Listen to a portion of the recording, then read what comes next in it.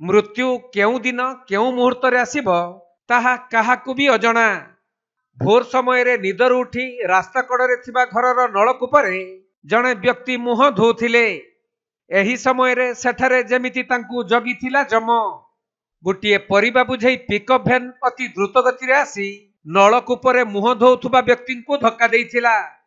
फलरे घटनास्थल रे ही तांकर जीवन चली जाइथिबा बेले एपरी एक अभावनीय दुखद घटना घटिछि गंजाम जिला आसिका ब्लॉक अंतर्गत मुनिगाड़ी पंचायत केसरापल्ली गाँव रे। आउ पिकअप भ्यान धक्का मृत्युवरण करिथिबा व्यक्ति जनक हेउछंती ग्रामर सीमांचल स्वाई। खबर पाई घटनास्थल रे गांगपुर थाना पुलिस पहुंची पिकअप भ्यानटी को जबत करी दुर्घटनार तदंत करुछंती।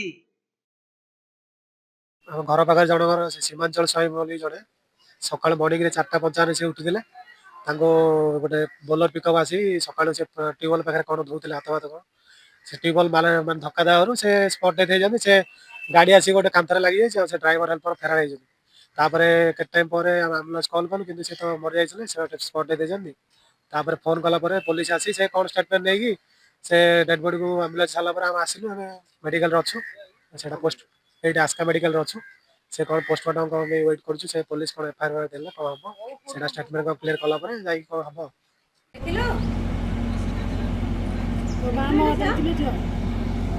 झीटा गला मंदिर को